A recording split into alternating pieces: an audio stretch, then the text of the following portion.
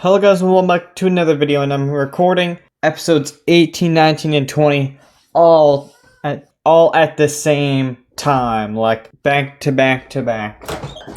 My cat not wanting to cooperate recording. Anyways, let's just get right into it. The first thing I'd like to cover in this episode is over here. What will happen over here? Of course, I have to go to the main layer. That is apparently a theme with every time I go to record on this. We need to go and fill that in because South China would have had to go do this. Now, this is barely China, I'd have to say now. That is barely China. Like, here's China, but like more than half of the land is outside of China, so this could form a new thing possibly in the future. But Japan won't stop. They're going to go on an island hopping campaign in which they land here. These people don't want to miss out, so they go and take the rest of it. But Japan would eventually manage to fight them off, besides for this one little point, which I will let them keep, because I would like little things. Hey, not in that way. There we go. They have a little tip of land here that will definitely not come back to haunt them in the future. But anyways, we got some more development going down here in Asia. Soon something will happen with Asia. I won't tell you guys what yet. Okay,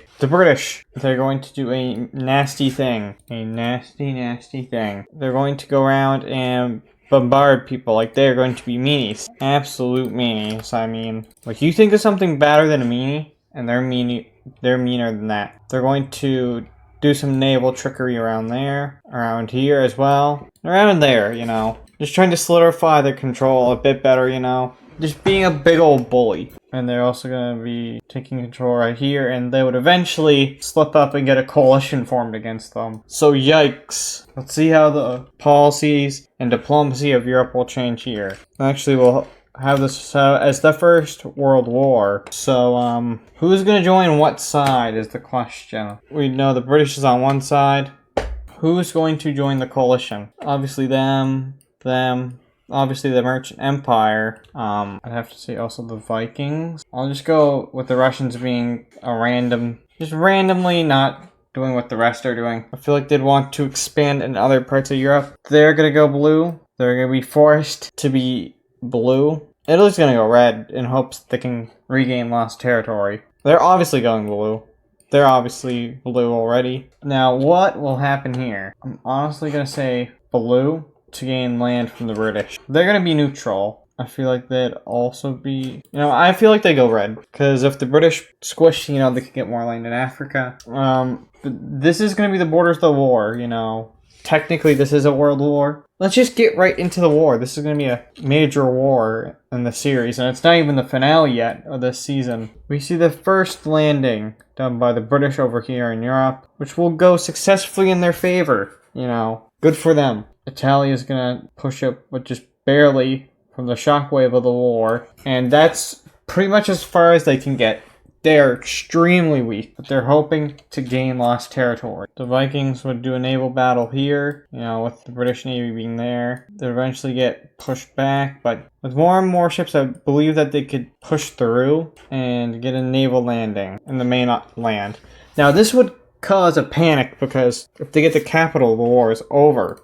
This could be done really quick, because as we see, they are going to continue to push down and even split the country in half. Now, this could be horrible for them if they manage to go down to the capital and capture it. But since they haven't done that yet, what's the plan here? Well, a load of the citizens would sign up to kick them out, so yeah. Not a bad attempt at knocking them out. Now let's see what the Russians are doing. They're going to start barreling down Poland, and it's basically like Russia in our timeline. They want to take on everybody. They're going to start a big push in mainland Europe. Over here, they're also going to do a little push in, but this is not their worried front. They're not worried about this one.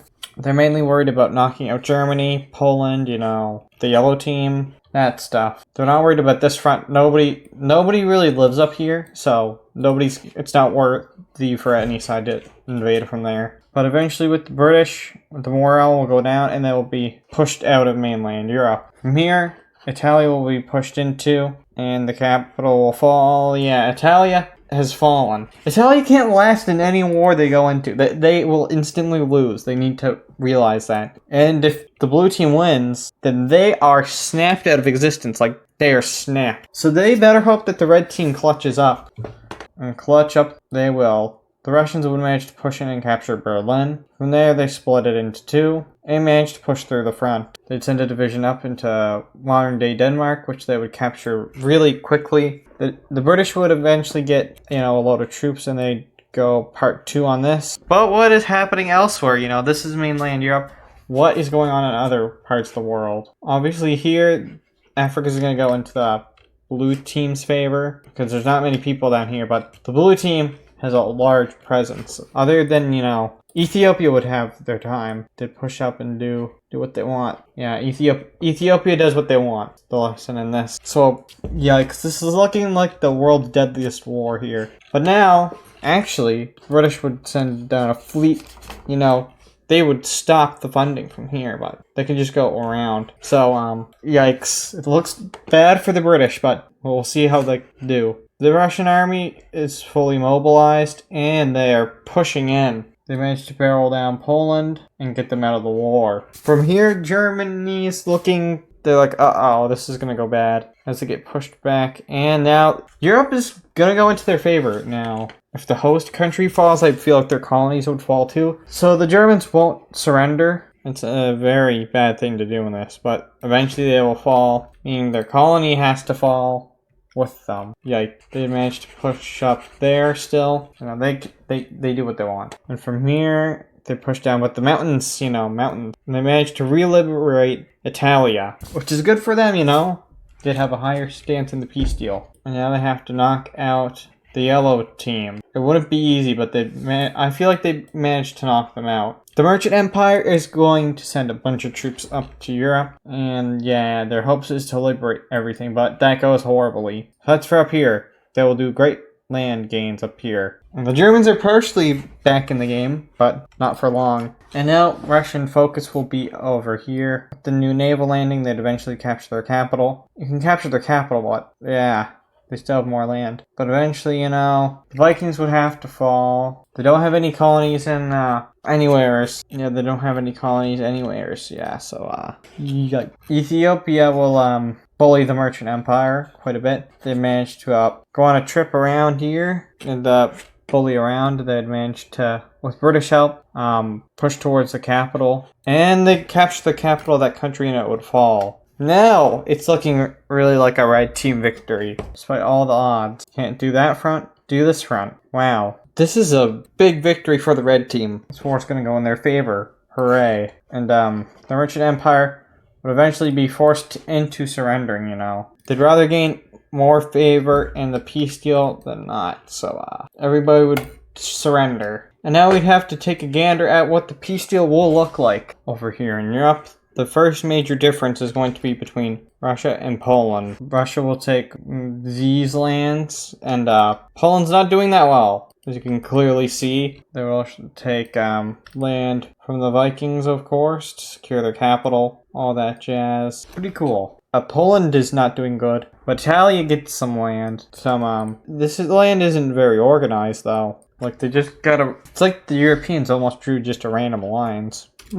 But with this, we will have a breakaway state, and we have the first kingdom of the Netherlands. And of course, Britain will get a foothold in Europe once again. Yikes. Yikes for everybody. That's a common theme. I don't think anybody would take land from the yellow team, But down for Africa. Germany would have to sell this colony over to both the British and Ethiopia. They managed to get these lands, and Ethiopia would manage to get these lands. Ethiopia is a grand master at this game. Like, holy moly. And you're seeing all these videos after the flag contest is done. Season 3 will have the flag contest winners and all that jazz. Yeah, so be excited. So we're gonna have some official flags going on here. But the British do have to do some diplomacy down here. They would manage to get this panhandle, but in return the British would have to get a chunk of land right there. Do not ask me why, but they just get that, They just get that. Oh my god, it looks horrible.